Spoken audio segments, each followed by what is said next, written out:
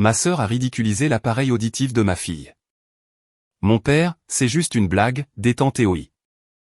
Je suis resté figé. Mais mon mari s'est levé et, sans un mot, les a mis à la porte. Jusqu'à ce qu'il découvre, le lendemain matin. Je m'appelle Amélie. J'ai 32 ans et je vis dans une ville de banlieue tranquille en France. Mon père a toujours dit que la famille passait avant tout. Mais il ne parlait pas de ma famille. Il parlait de son confort, de son image et de son enfant prodige. Ma sœur Juliette. Tout a basculé lors d'un dîner autour d'un rôti de bœuf que j'avais payé, dans une maison que je maintenais secrètement à flot. Ma fille de 6 ans, Chloé, était assise à côté de moi. Elle était nerveuse. Elle venait de recevoir ses appareils auditifs il y a 2 jours. Ils étaient petits et roses, et elle en était si fière car ils lui permettaient enfin d'entendre les oiseaux dehors. Elle a levé la main pour régler le volume car le cliquetis des couverts était un peu fort pour ses nouvelles oreilles. C'est tout ce qu'il a fallu. Juliette a pointé sa fourchette droit vers le visage de ma fille. Mon Dieu, peut-elle arrêter de tripoter ce truc? On dirait une petite fille robot. Je me suis figé. J'ai regardé ma mère. J'ai regardé mon père. J'ai attendu qu'ils protègent leur petite fille. Au lieu de cela, papa a pris une gorgée de vin et a gloussé. Détends-toi, Amélie. Ne sois pas si susceptible. C'est juste une blague. Dis-lui simplement de cacher l'appareil avec ses cheveux. Ça nuit à l'image de toute la famille. Mon mari, David, n'a pas dit un mot. Il s'est simplement levé, a marché jusqu'à la porte d'entrée et l'a ouverte en grand. L'air froid s'est engouffré, mais ce n'était rien comparé à la glace dans ses yeux alors qu'il regardait mes parents. Mais avant que je vous raconte comment tout a basculé, n'oubliez pas de liker et de vous abonner, et laisser un commentaire. D'où est-ce que vous me regardez? Je m'appelle Amélie. J'ai 32 ans. Le trajet de retour de chez mes parents s'est fait en silence. D'habitude, David et moi débriefions après un dîner de famille. Nous parlions de la nourriture, d'un match de sport que mon père avait mentionné ou de combien les enfants avaient grandi. Mais ce soir-là, le silence dans la voiture était pesant. C'était comme s'il y avait un poids physique assis sur la banquette arrière entre nous et Chloé. Chloé dormait dans son siège auto. Je vérifiais le rétroviseur toutes les 30 secondes juste pour m'assurer qu'elle allait bien. Sa tête était penchée sur le côté, sa bouche légèrement ouverte. Je pouvais voir le faible contour de l'appareil en plastique rose derrière son oreille. C'est juste une blague, avait dit mon père.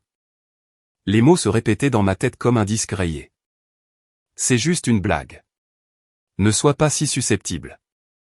Je serrais le volant si fort que mes jointures blanchissaient. David conduisait, fixant la route sombre devant lui. Je pouvais voir le muscle de sa mâchoire se contracter. Il était furieux. Il avait toutes les raisons de l'être. Mais sous sa colère, je sentais ma propre honte me brûler l'estomac. Je ne l'avais pas défendu assez vite. David avait dû ouvrir la porte. David avait dû les mettre dehors. Je m'étais figé. Pourquoi me suis-je figé? Parce que pendant 6 ans, je m'étais entraîné à me figer. Je m'étais entraîné à être invisible. Je m'étais entraîné à être le portefeuille, la dépanneuse, le filet de sécurité, mais jamais la personne qui a une voix. Tout a commencé il y a 6 ans. C'est à ce moment-là que j'ai lancé mon entreprise, Acoustic Aura. Personne dans ma famille ne savait ce que je faisais réellement. Pour eux, je faisais juste des trucs sur ordinateur ou du freelance. Ils ne comprenaient pas la technologie et ne se souciaient pas d'apprendre. Quand j'essayais d'expliquer que je développais de nouveaux algorithmes pour les assistants auditifs, ma mère agitait la main et disait « Ça a l'air ennuyeux, ma chérie. Passe-moi la salade. » Alors, j'ai arrêté d'essayer d'expliquer. Je les ai laissés penser que je joignais difficilement les deux bouts. Je les ai laissés penser que j'avais de la chance d'avoir un mari comme David qui travaillait dans la gestion de chantier. Ils pensaient que David payait nos factures. Ils pensaient que j'étais une mère au foyer avec un hobby. Mais la vérité se trouvait dans un compte en banque qu'ils ne pouvaient pas voir. La première fois que j'ai payé pour eux, ce n'était pas une grande décision. C'était une urgence. Mon père avait eu une alerte cardiaque. L'assurance ne couvrait pas le spécialiste spécifique dont il avait besoin. Ma mère pleurait à la table de la cuisine en regardant une facture de 5 000 €. Nous ne les avons tout simplement pas, avait-elle sangloté. Nous devrons aller à la clinique générale. Je ne pouvais pas les regarder souffrir. Je suis allé aux toilettes, j'ai transféré l'argent sur mon compte courant personnel et je suis revenu. J'ai quelques économies, ai-je menti. D'un projet que j'ai terminé, je peux payer. Ils n'ont pas demandé d'où venait le projet. Ils n'ont pas demandé si j'avais besoin de cet argent pour le loyer ou les courses. Ma mère a juste arraché le chèque de ma main et a dit « Dieu merci. Au moins, tu sers à quelque chose. » C'est cette phrase qui est restée. Au moins, tu sers à quelque chose. C'est devenu une habitude terrifiante et coûteuse. Il y a 3 ans, ma sœur Juliette a divorcé. Elle voulait que ses enfants, Léo et Sarah, aillent à l'institution Fénelon. C'est l'école privée la plus élitiste de la région. Les frais de scolarité sont de 45 000 € par an et par enfant. Juliette n'avait pas de travail.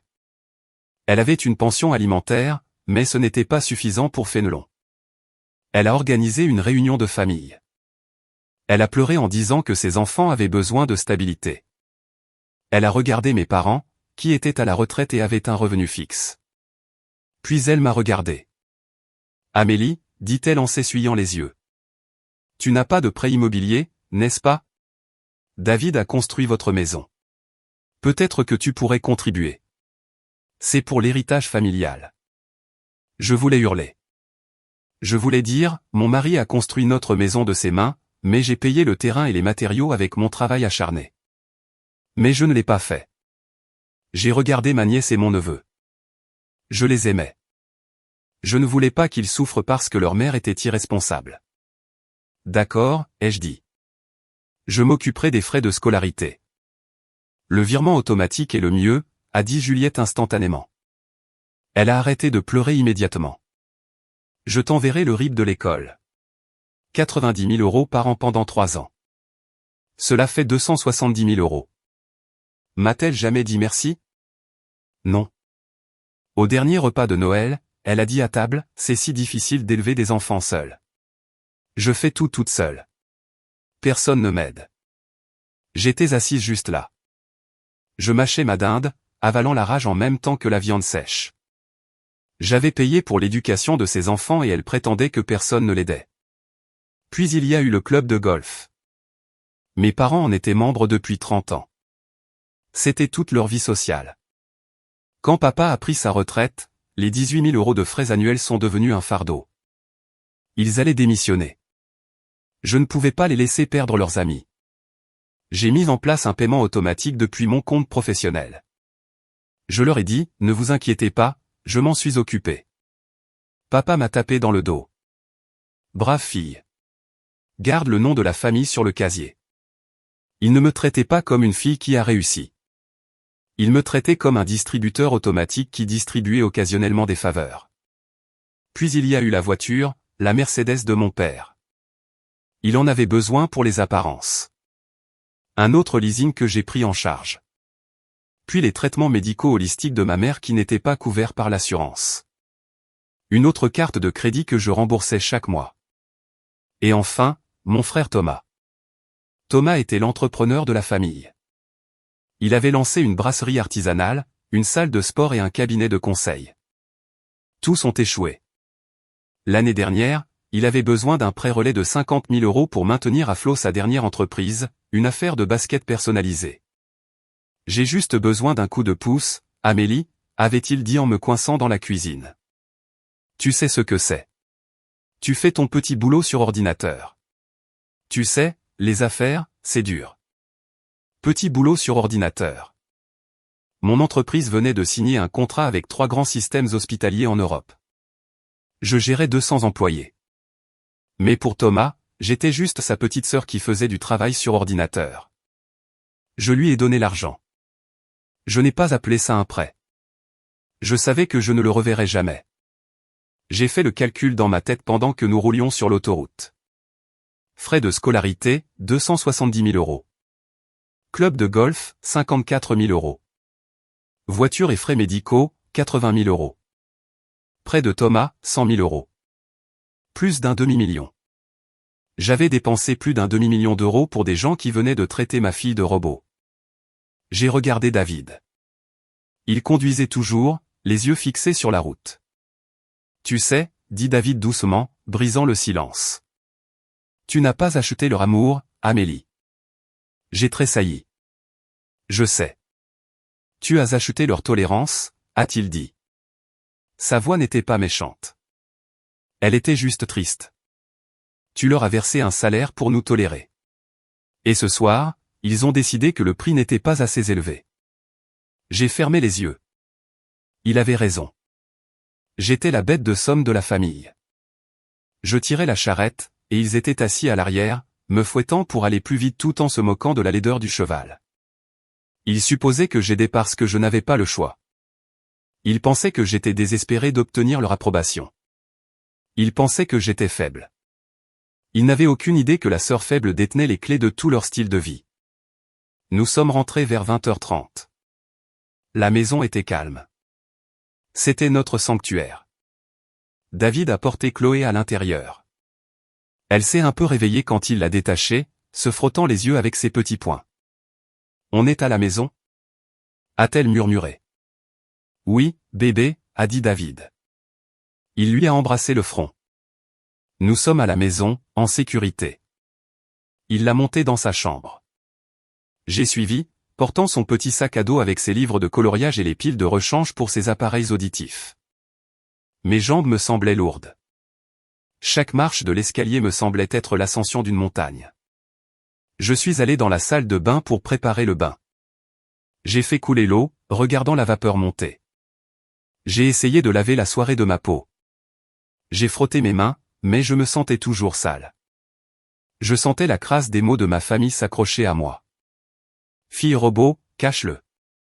Cassé. Je suis entré dans la chambre de Chloé. Elle était assise sur le bord de son lit, balançant ses jambes. David l'aidait à enlever ses chaussures. Maman, dit Chloé. J'ai forcé un sourire. Je suis doué pour faire semblant. Je l'ai fait toute ma vie. Oui, ma chérie. Prête pour un bain? Elle a levé la main et a touché son oreille. Elle a soigneusement retiré l'appareil auditif gauche, puis le droit. Elle les tenait dans ses mains. C'étaient de petites pièces d'ingénierie de haute technologie. Mon ingénierie. J'avais conçu l'algorithme de compression qui les rendait si performants dans les environnements bruyants. Je les avais construits pour aider des gens comme elle. Elle a baissé les yeux sur les appareils en plastique rose. Mamie a dit que j'étais cassé, a-t-elle dit. Sa voix était si petite. Ce n'était pas vraiment une question. C'était une affirmation. Elle vérifiait un fait. Mon cœur s'est arrêté. La pièce est devenue silencieuse. J'ai regardé David. Il avait l'air d'avoir reçu un coup de poing dans l'estomac. Je me suis agenouillé devant elle. J'ai pris ses petites mains dans les miennes. Non, Chloé, regarde-moi. Elle a levé les yeux. Ses grands yeux bruns étaient remplis de larmes qui n'avaient pas encore coulé. Mamie avait tort, ai-je dit. Ma voix tremblait. Tu n'es pas cassée. Tu es parfaite. Ça, dis-je en montrant les appareils auditifs. C'est comme des lunettes. Tu sais comment papa porte des lunettes pour mieux voir. Ça t'aide à mieux entendre. C'est tout. Tu es forte, intelligente et belle. Mais Tati Juliette a ri, a murmuré Chloé.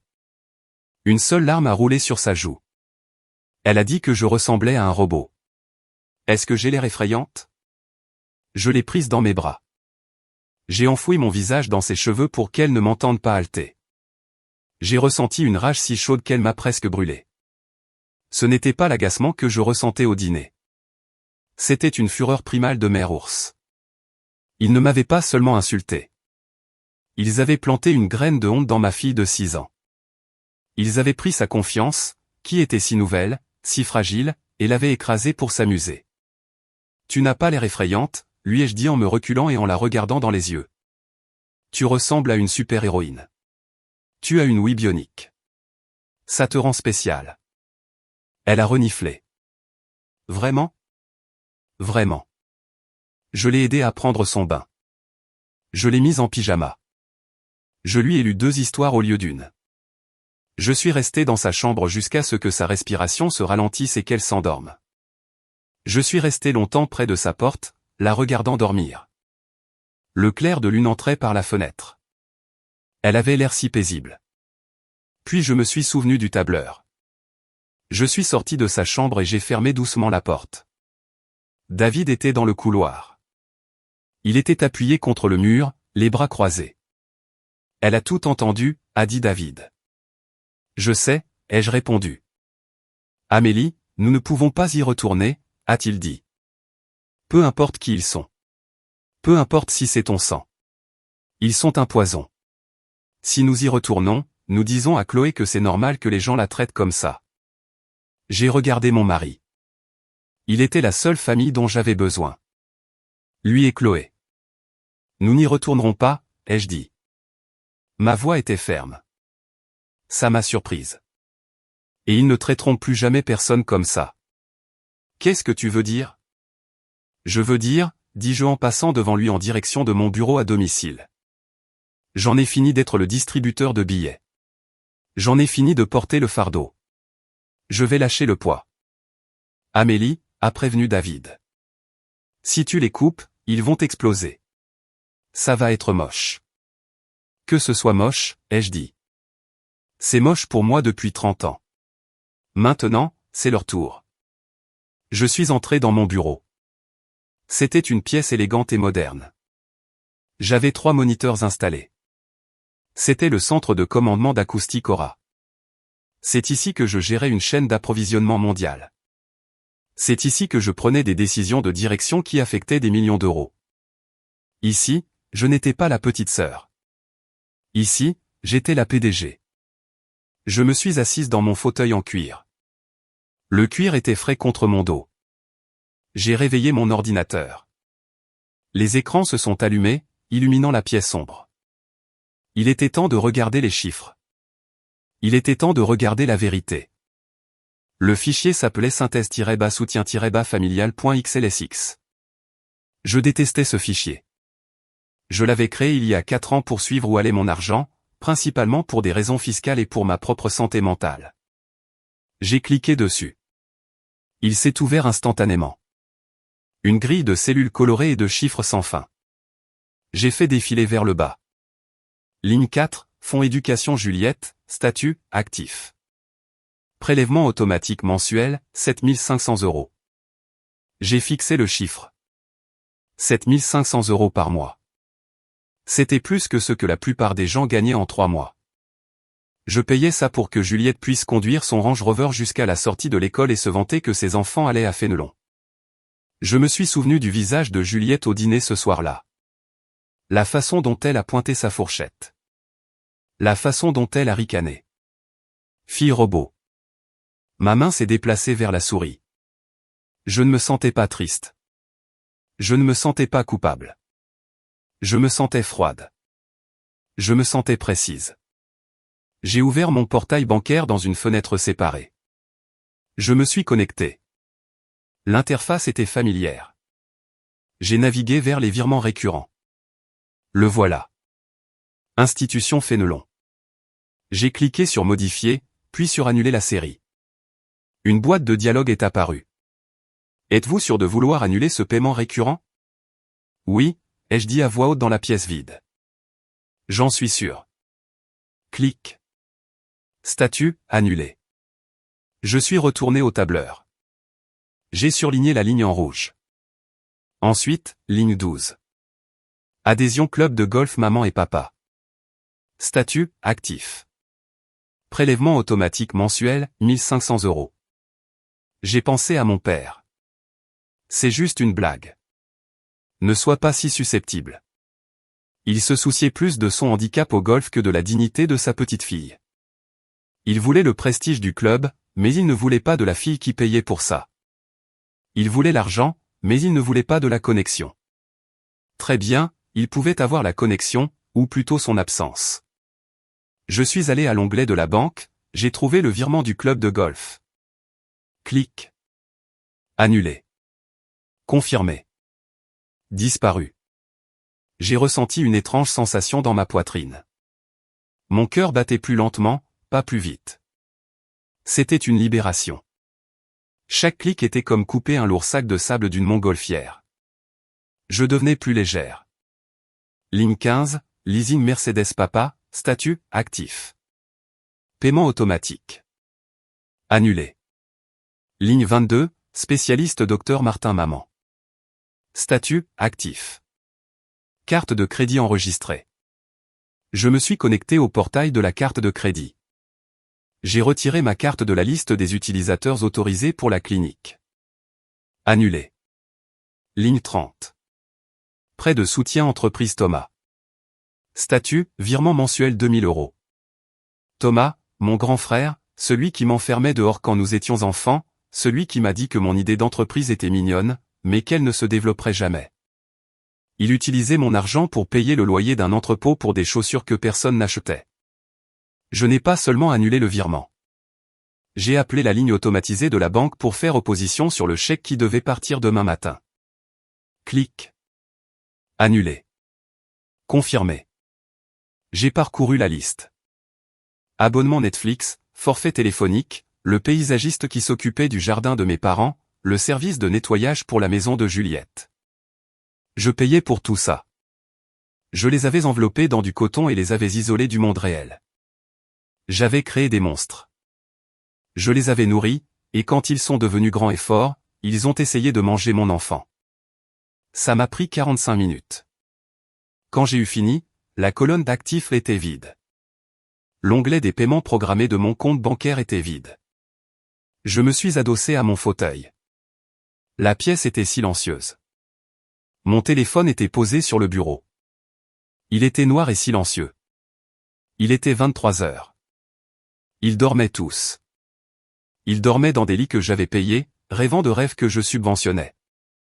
Ils n'avaient aucune idée que pendant qu'ils dormaient, le sol sous leurs pieds avait disparu. J'ai fermé l'ordinateur portable. Le clic du couvercle qui se fermait a résonné comme un coup de feu dans la maison silencieuse. Je me suis levé et je me suis dirigé vers la fenêtre. J'ai regardé la rue. Il faisait noir. Je suis désolé, ai-je murmuré, mais je ne leur parlais pas. Je parlais à l'ancienne Amélie. L'Amélie qui essayait si fort d'être gentille. L'Amélie qui pensait qu'elle pouvait acheter sa place sur une photo de famille. Elle était partie maintenant. Et la femme qui l'avait remplacée ne signait plus de chèque. La matinée a commencé comme n'importe quel mardi. J'ai fait du café. J'ai fait du porridge pour Chloé. J'ai préparé son déjeuner. Un sandwich à la dinde coupé en forme d'étoile. J'ai mis un petit mot dans sa boîte à lunch qui disait « Je t'aime, Supergirl ». Chloé semblait aller bien. Les enfants sont résilients. Elle jouait avec ses céréales, mais elle ne portait pas ses appareils auditifs. Ils étaient posés sur le comptoir. « Veux-tu mettre tes oreilles ?» ai-je demandé doucement. Elle a secoué la tête. « Pas aujourd'hui. »« D'accord » ai-je dit. Je n'ai pas insisté. « Peut-être plus tard. » Ce petit refus, sa peur de son propre appareil, a durci ma résolution comme du béton. David a emmené Chloé à l'école. Je suis resté à la maison. Je me suis assise à l'îlot de la cuisine avec mon café et mon téléphone. Ça a commencé à 9h15. Mon téléphone a vibré. C'était Juliette. Je n'ai pas répondu. J'ai pris une gorgée de café. Il a vibré à nouveau immédiatement. Puis un SMS. Juliette, Amélie, l'école vient d'appeler. Ils ont dit que le virement des frais de scolarité a été rejeté. C'est embarrassant. Règle ça au plus vite. J'ai fixé l'écran. Règle ça. Pas s'il te plaît. Pas est-ce que quelque chose ne va pas. Juste un ordre. J'ai répondu. Je l'ai annulé. J'ai regardé les 3 petits points apparaître instantanément. Juliette, qu'est-ce que tu veux dire par tu l'as annulé? C'est une blague? Ils vont renvoyer Léo et Sarah de la classe si ce n'est pas payé avant midi. Amélie. Alors tu devrais probablement aller les chercher. Mon téléphone s'est mis à sonner. Juliette encore. J'ai refusé l'appel. 5 minutes plus tard, mon père a appelé. J'ai laissé aller sur la messagerie vocale. 10 minutes plus tard, le téléphone fixe a sonné. Nous avions encore une ligne fixe pour les urgences. Je l'ai laissé sonner. À 10 heures, mon téléphone vibrait si constamment qu'il se déplaçait sur le comptoir.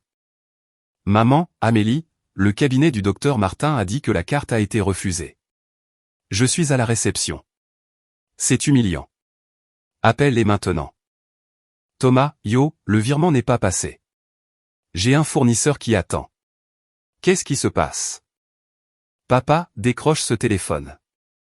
Le directeur du club vient de m'appeler. Ils ont dit que notre adhésion est suspendue pour non-paiement. As-tu la moindre idée de la mauvaise image que ça me donne? C'était une symphonie de droits acquis. Pas une seule personne n'a demandé si j'allais bien. Pas une seule personne n'a demandé si j'avais perdu mon travail, si j'avais été piraté ou si j'étais malade. Ils se souciaient seulement que le robinet se soit tari. J'ai fini mon café. J'ai lavé la tasse. Je l'ai séché et rangé. Puis je me suis assise et j'ai envoyé un SMS groupé à tous. Maman, papa, Juliette, Thomas, je ne finance plus vos vies. Les virements sont annulés. Les cartes sont fermées. Ne me demandez plus d'argent. Gérez vos propres dépenses. J'ai posé le téléphone. La réaction a été nucléaire. Juliette a envoyé 20 SMS en 1 minute.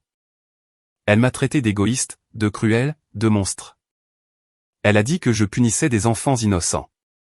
Juliette, comment peux-tu faire ça à Léo et Sarah? Ils adorent cette école.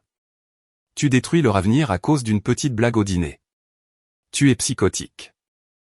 J'ai répondu, tu peux payer pour leur avenir. Tu es leur mère. Thomas a texté, je vais perdre l'entrepôt. Tu avais promis d'aider.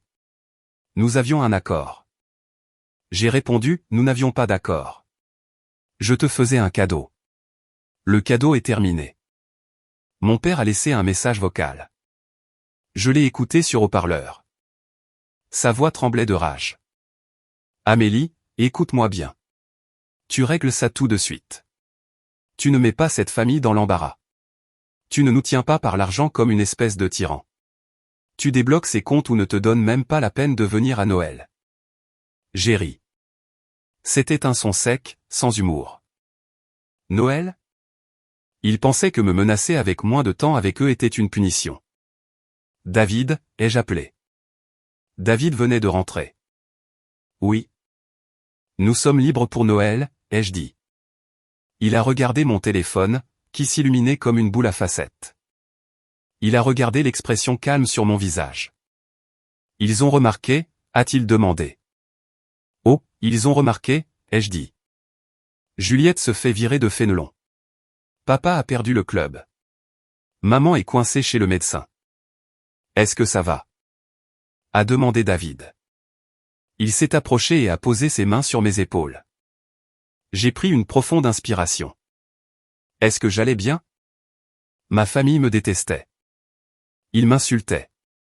Ils paniquaient. Leur vie s'effondrait parce que je refusais de les porter plus longtemps. Mais ensuite, j'ai regardé le comptoir où se trouvaient les appareils auditifs de Chloé. J'ai pensé à son visage quand elle a demandé si elle était cassée. Je vais mieux que bien, ai-je dit. Je suis libre. Mais ce n'était pas fini. Je les connaissais. Ils n'allaient pas se contenter de texter et d'appeler. Ils viendraient ici. Ils exigeraient une confrontation en face à face. Ils essaieraient de m'intimider pour que je me soumette comme ils l'avaient toujours fait. Ils pensaient que je faisais juste un caprice. Ils pensaient que je céderais en 1 heure. Ils étaient sur le point de découvrir que je n'étais plus seulement une sœur ou une fille. J'étais une PDG qui venait de licencier ses pires employés. Vers midi, une voiture s'est garée dans l'allée. C'étaient mes parents. Papa a claqué la portière si fort que je l'ai senti dans le plancher. C'est parti, a dit David, se plaçant devant moi. Non, ai-je dit en l'écartant doucement. Je gère ça. Je me suis dirigé vers la porte d'entrée. Je ne l'ai pas ouverte. J'ai attendu. Papa a martelé la vitre. Amélie, ouvre cette porte. Il faut qu'on parle. J'ai déverrouillé et ouvert. Je me suis tenu dans l'embrasure. Je ne les ai pas invités à entrer. Qu'est-ce qui ne va pas chez toi? A crié maman. Elle avait l'air affolée. Ses cheveux étaient en désordre. Sais-tu à quel point c'était embarrassant? La réceptionniste a découpé la carte devant moi. Tu nous as coupé, a hurlé papa. Son visage était rouge. À cause d'une blague. Tu as ruiné la famille pour une blague. Ce n'était pas une blague, ai-je dit. Ma voix était basse et ferme. C'était de la maltraitance. Et j'en ai fini de payer pour que mes agresseurs vivent dans le luxe. Agresseurs? A ricané papa. Nous sommes tes parents. Nous t'avons donné la vie. Et je vous ai donné un style de vie, ai-je dit. Pendant 6 ans, j'ai tout payé et vous m'avez traité comme de la merde. Vous avez traité ma fille comme un monstre. Ce n'est pas vrai, a pleuré maman. Nous aimons Chloé. Juliette était juste. Elle était juste stressée. Elle ne le pensait pas. Elle le pensait, ai-je dit. Et vous avez ri. Vous avez tous ri. Et alors? A crié papa. Tu vas nous mettre en faillite. Tu vas laisser ton frère échouer. Tu as l'argent. Nous savons que David gagne bien sa vie. Tu es juste avare. Je les ai fixés. Ils ne comprenaient toujours pas. Ils pensaient que c'était l'argent de David. Ils pensaient que j'amassais les gains de mon mari. David ne paie pas pour votre style de vie, ai-je dit. Quoi? A froncé les sourcils maman. Bien sûr que si. Tu ne travailles pas. Tu fais juste ton petit truc sur ordinateur. Il était temps. Entrez, ai-je dit froidement. Asseyez-vous à table. J'ai quelque chose à vous montrer. Ils semblaient confus par mon changement de ton. Ils sont entrés avec hésitation. Ils se sont assis à la table de la salle à manger. Je suis allé à mon bureau et j'ai pris mon ordinateur portable. Je l'ai apporté et l'ai posé devant eux. Vous pensez que je suis freelance? Ai-je dit. Vous pensez que je suis une femme au foyer avec un hobby? J'ai tourné l'ordinateur portable pour qu'ils puissent voir l'écran. J'avais affiché le rapport annuel d'Acoustic Aura. Mon visage était sur la couverture. Le titre disait « La PDG Amélie Dubois mène Acoustic Aura à une valorisation de 1,2 milliard d'euros. » Lisez, ai-je dit. Papa a plissé les yeux vers l'écran. Il a ajusté ses lunettes. Il a lu le titre. Il s'est figé. Maman a regardé la photo. Puis elle m'a regardé. Puis de nouveau la photo. PDG, a murmuré papa. Milliard. Je possède l'entreprise, ai-je dit. Je l'ai construite. Chaque euro que vous avez dépensé, les frais de scolarité, le club, les voitures, venaient de moi, de mon cerveau, de mon travail acharné. Le même travail acharné dont vous vous êtes moqué. La pièce est devenue complètement silencieuse. L'horloge sur le mur faisait un tic-tac bruyant. Tic, tic, tic. Ils me regardaient comme si j'étais une extraterrestre. Ils ne regardaient pas leur fille. Ils regardaient une étrangère. Une étrangère très, très riche. Et voici l'ironie, ai-je dit en me penchant en avant, plaçant mes mains sur la table. Mon entreprise fabrique des dispositifs médicaux. Nous fabriquons des appareils auditifs. L'appareil dont vous vous êtes moqué, celui que Juliette a appelé des pièces de robot. Cet appareil a fait ma fortune. Cet appareil a payé pour votre club de golf. J'ai vu la prise de conscience les frapper comme une gifle physique. Alors je me suis redressé. Sortez de ma maison et ne revenez pas avant d'avoir appris un peu de respect. Mais ne vous attendez pas à ce que l'argent revienne un jour. Cette partie de notre relation est morte. Le silence dans ma salle à manger était si épais qu'on pouvait s'y étouffer. Mes parents fixaient toujours l'écran de l'ordinateur portable. Mon visage, le visage de leur fille, les regardait depuis le rapport annuel numérique. Milliard avec un M, balbutia mon père. Sa voix était à peine un murmure. Toute la fanfaronnade, toute la colère avec laquelle il était entré s'était évaporée. Elles avaient été remplacées par le choc. Oui, ai-je dit, avec un M. Ma mère a tendu une main tremblante et a touché l'écran comme si elle avait besoin de vérifier que c'était réel. Mais tu as dit que tu faisais du travail en freelance. Tu as dit que c'était juste des projets. Je vous ai dit que je construisais une entreprise, les jeux corrigés. Il y a 6 ans, je vous ai dit que j'avais une start-up. Tu m'as dit que c'était un hobby mignon et tu m'as demandé si je pouvais plutôt te tricoter une écharpe. Elle a tressailli. Elle s'en souvenait. Je pouvais le voir dans ses yeux. Nous ne savions pas, a-t-elle murmuré. Amélie, nous ne savions pas que c'était ça. Parce que vous n'avez jamais demandé, ai-je dit. Vous ne m'avez jamais posé une seule question sur mon travail. Pas une seule fois. Vous avez posé des questions à David sur ses chantiers. Vous avez posé des questions à Thomas sur ses idées de basket ratées pendant des heures, mais moi? Vous avez simplement supposé que je n'étais personne. Papa a levé les yeux de l'écran. Ses yeux étaient grands ouverts. Il ne me regardait pas avec fierté. Il me regardait avec calcul. Je pouvais voir les rouages tourner dans sa tête. Il faisait le calcul. Si sa fille était milliardaire, alors l'adhésion au club de golf n'était rien. C'était de l'argent de poche. Amélie, dit-il, sa voix soudainement douce, presque huileuse. C'est incroyable. Pourquoi ne nous l'as-tu pas dit? Nous t'aurions célébré. Nous aurions été si fiers. J'ai ressenti une vague de nausée. Vous auriez été fiers de l'argent, ai-je dit. Pas de moi. Vous auriez été fiers de pouvoir vous vanter auprès de vos amis que votre fille était riche, mais vous ne vous seriez pas soucié du travail. Vous ne vous seriez pas soucié de la science. Ce n'est pas vrai, a dit maman en essayant de sourire. C'était un sourire terrifiant et fragile. Nous sommes ta famille. Nous t'aimons. Ça change les choses. Ça ne change rien, ai-je dit. Ça ne fait que vous exposer. Qu'est-ce que tu veux dire? A demandé papa. Ça veut dire, ai-je dit en montrant l'écran, que vous avez vécu de la chose même dont vous vous êtes moqué. Vous vous êtes moqué de l'appareil auditif de Chloé. Vous l'avez traité de robot. Mais cet appareil auditif, cette technologie, c'est ce qui a payé pour ta Mercedes, papa. C'est ce qui a payé pour ton médecin holistique, maman. Vous mordiez la main qui vous nourrissait, et vous riez en le faisant. Le visage de papa est redevenu rouge, mais cette fois ce n'était pas de la colère. C'était de l'embarras.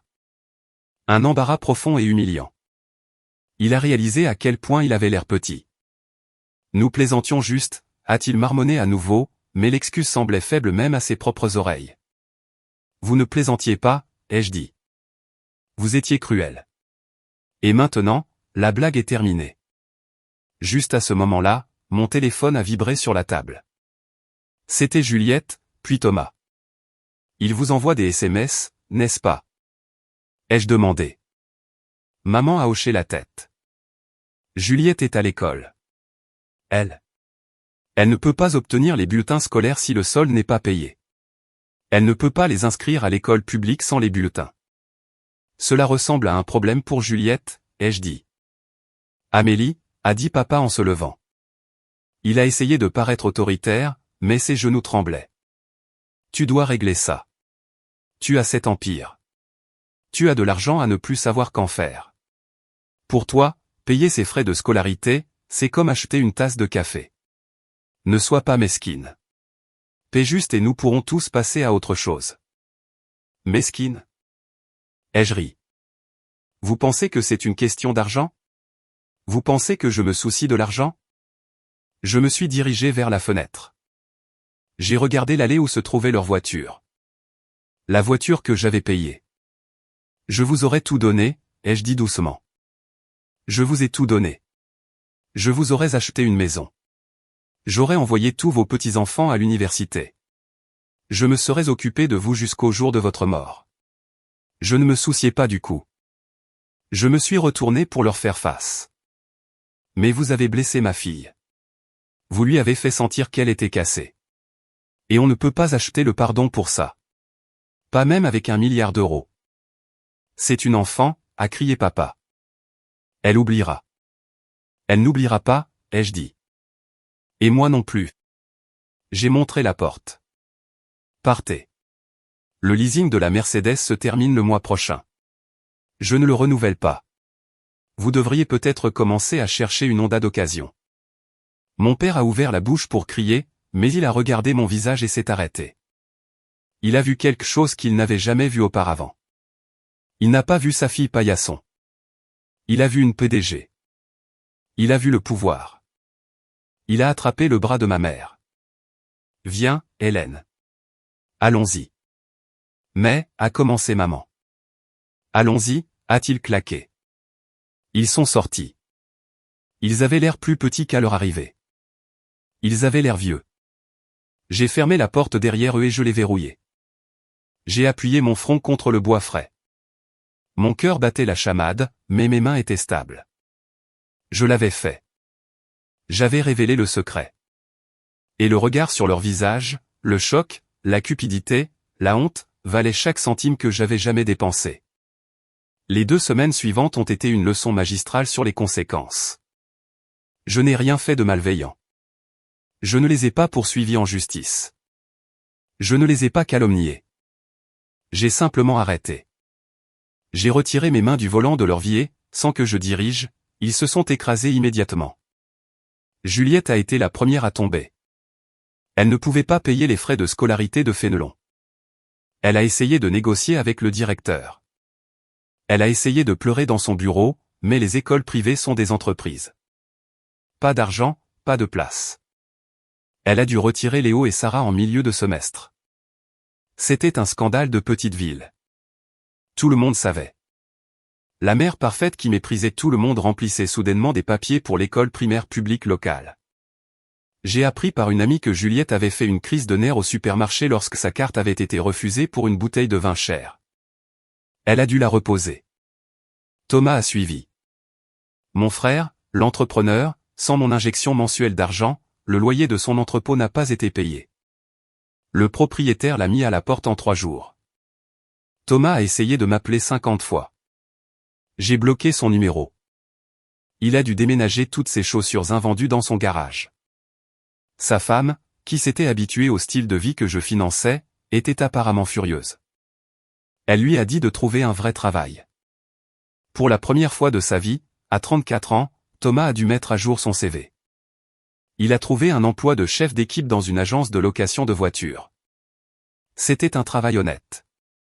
C'était un bon travail. Mais pour Thomas, qui se prenait pour le prochain Elon Musk, c'était une humiliation. Et mes parents, le club de golf était leur identité. C'est là qu'ils déjeunaient, jouaient au bridge, bavardaient. Lorsque leur adhésion a été révoquée, ils ont perdu leur cercle social. Leurs amis ont cessé d'appeler quand ils ne pouvaient plus organiser de dîner. Papa a dû rendre la Mercedes. J'ai reçu un email du concessionnaire confirmant le retour. Il s'était apparemment disputé avec le directeur des ventes pendant 1 heure, prétendant qu'il y avait une erreur bancaire, mais le leasing était à mon nom et j'avais annulé l'autorisation. Il a fini par acheter une berline de 10 ans.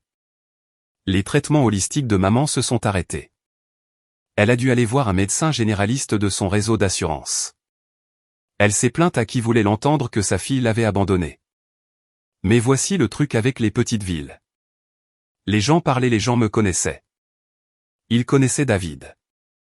Ils savaient que nous étions des gens calmes et gentils. Et ils savaient que mes parents étaient des snobs. Le moulin à rumeurs ne s'est pas rangé de leur côté. Il s'est rangé du côté de la vérité. Les gens ont commencé à chuchoter. As-tu entendu dire que les Dubois étaient fauchés? Apparemment, leur fille payait pour tout et ils la traitaient comme de la merde. Leur statut social s'est effondré comme un château de sable à marée haute. J'ai regardé tout ça de loin. Je n'ai pas ressenti de joie maligne. Je n'ai pas été heureuse de leur souffrance. Je me suis juste sentie équilibrée. Pendant des années, la balance avait été déséquilibrée.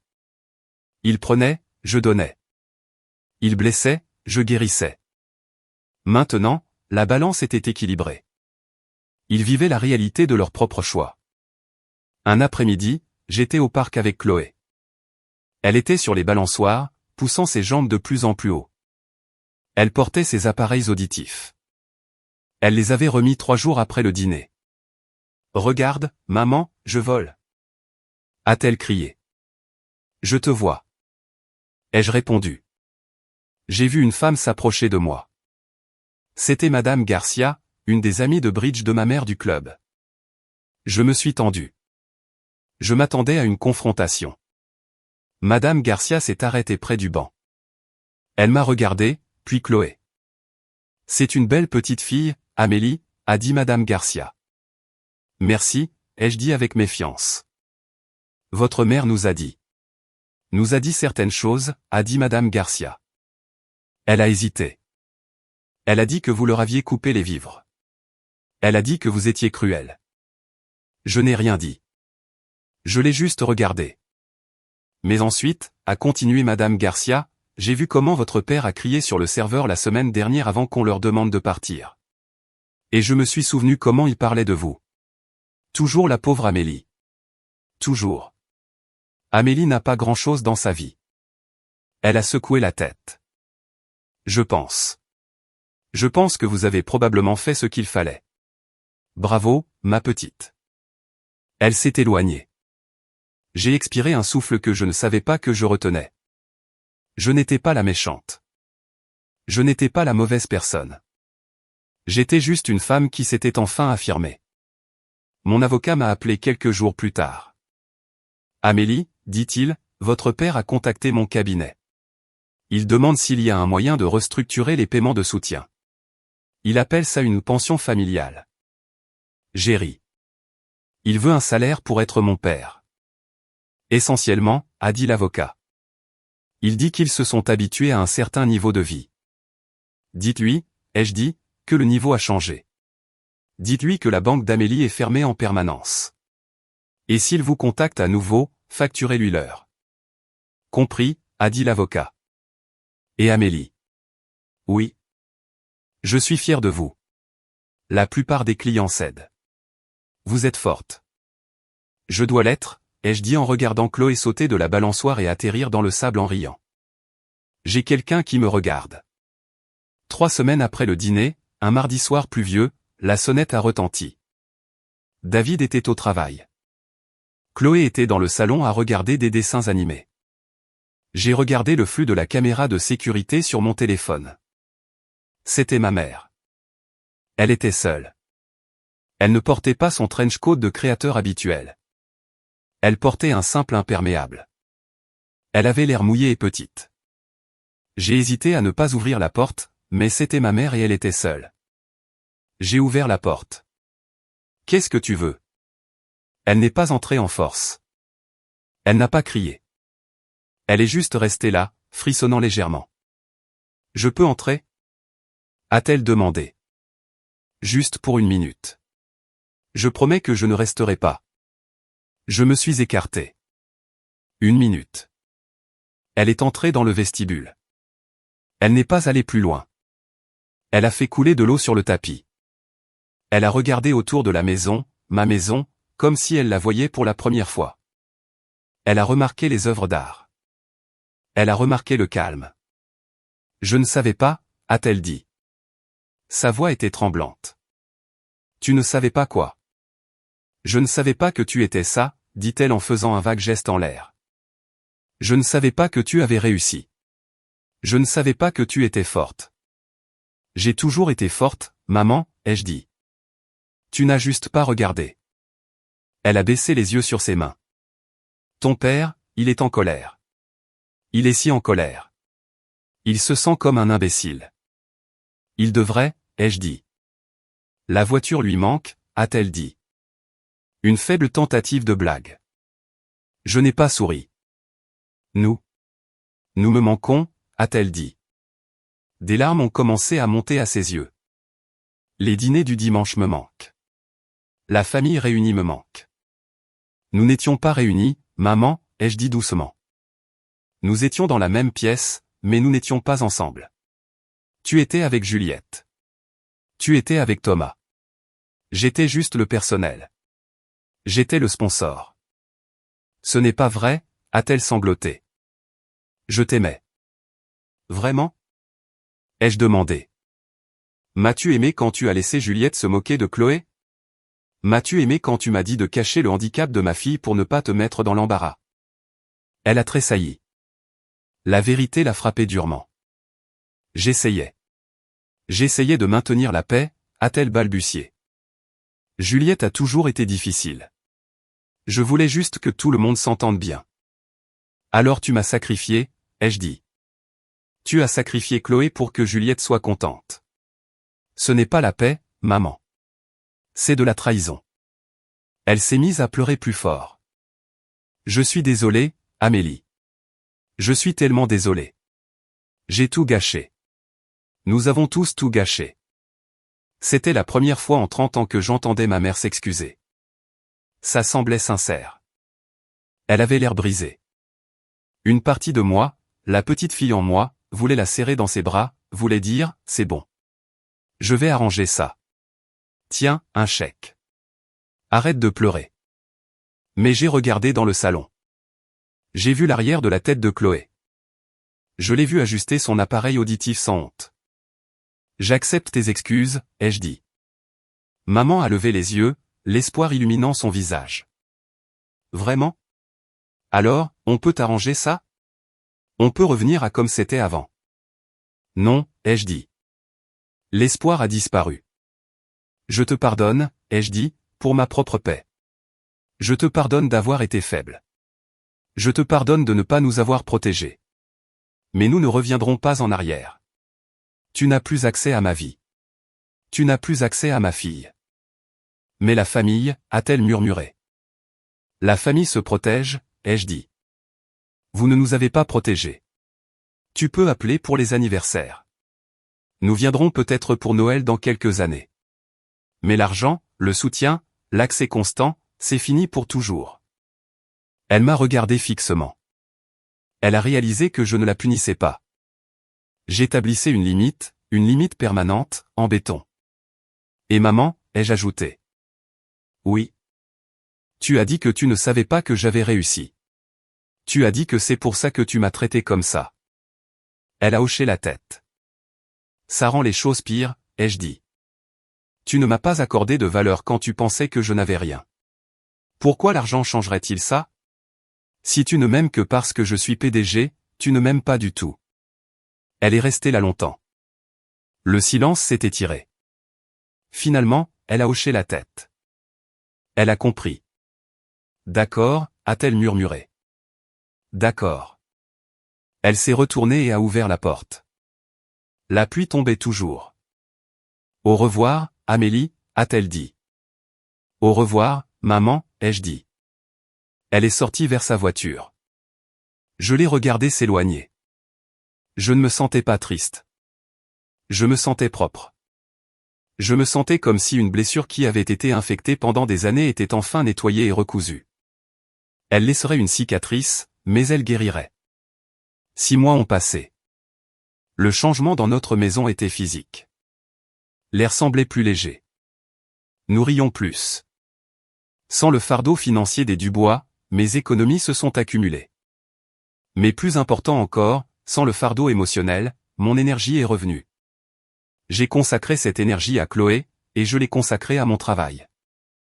Un matin, au petit déjeuner, Chloé est arrivée en courant dans la cuisine. Elle portait une robe violette éclatante et ses appareils auditifs roses. « Maman, regarde !» a-t-elle crié. Elle a tourné sur elle-même. Je suis prête pour ma présentation. C'était le jour du montre et raconte à son école. Elle avait décidé de montrer ses appareils auditifs. Mon cœur s'est serré. 6 mois plus tôt, elle voulait les cacher. Elle pensait qu'elle était un robot. Tu es magnifique, ai-je dit. Qu'est-ce que tu vas dire? Je vais leur dire comment ils fonctionnent, a-t-elle dit avec enthousiasme. Et comment je peux entendre la maîtresse même quand elle est face au tableau et comment ma maman a inventé l'ordinateur spécial à l'intérieur. J'ai eu la gorge nouée. Tu vas leur dire que c'est moi qui l'ai inventé?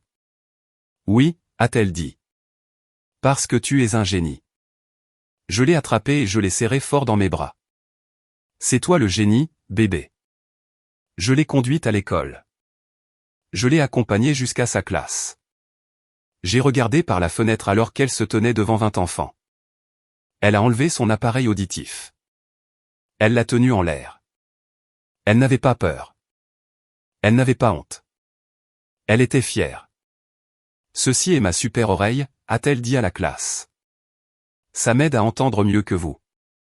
Et c'est ma maman qui l'a fabriquée. Les enfants n'ont pas ri. Ils se sont penchés en avant. Ils ont dit, cool. Et waouh. Je suis retourné à ma voiture avec des larmes coulant sur mon visage. Cet après-midi-là, je suis allé à mon bureau. J'ai organisé une réunion avec mon directeur financier, le fonds de dons de bienfaisance. J'ai dit, je veux le restructurer. D'accord, a-t-il dit. À quoi pensez-vous? Je veux créer une fondation, ai-je dit. Spécifiquement pour les enfants atteints de perte auditive dans les familles à faible revenu. Je veux payer pour les appareils, l'orthophonie, et c'est important, l'éducation de leur famille. Je veux apprendre aux parents comment soutenir leurs enfants. C'est une excellente idée, Amélie, a-t-il dit. Combien voulez-vous allouer? J'ai sorti le vieux tableur, le fichier de soutien familial. J'ai regardé le total que je dépensais pour ma famille ingrate.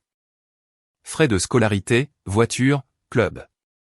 C'était plus de 150 000 € par an. Commencez avec 200 000 €, ai-je dit. Et nous l'augmenterons à partir de là. J'ai pris l'argent qui servait à faire taire la toxicité de ma famille et je l'ai utilisé pour donner une voix aux enfants qui en avaient besoin. Je suis rentré ce soir-là dans une maison calme. David préparait le dîner. Chloé dessinait à table. Il n'y avait pas de SMS frénétique de Juliette. Pas de messages vocaux culpabilisants de papa. Pas de demande de Thomas. Il y avait juste la paix. David m'a tendu un verre de vin. Comment s'est passée ta journée, PDG? J'ai souri. C'était parfait. Nous nous sommes assis pour manger. Chloé nous a parlé de sa présentation. Elle bavardait joyeusement, sa voix claire et confiante. J'ai regardé mon mari. J'ai regardé ma fille. C'était ma famille. Les gens qui m'aimaient pour moi, pas pour mon chéquier, pas pour mon utilité. Le silence de la maison de mes parents était assourdissant. Et c'était le plus beau son que j'ai jamais entendu. Je vous regarde maintenant. Oui, vous. Je sais pourquoi vous avez cliqué sur cette histoire. Je sais pourquoi vous lisez encore. Peut-être avez-vous une sœur qui vous fait vous sentir petite. Peut-être avez-vous un père qui n'appelle que quand il a besoin de quelque chose. Peut-être avez-vous une mère qui critique vos enfants et appelle ça des conseils. Peut-être êtes-vous la personne forte, la dépanneuse, la banque. Vous vous dites que c'est votre devoir. Vous vous dites, mais c'est la famille. Vous vous dites que si vous donnez juste un peu plus, souffrez un peu plus, payez un peu plus, ils vous aimeront enfin comme vous voulez être aimé. J'ai besoin que vous m'entendiez, ils ne le feront pas. On ne peut pas acheter le respect. On ne peut pas payer pour l'amour.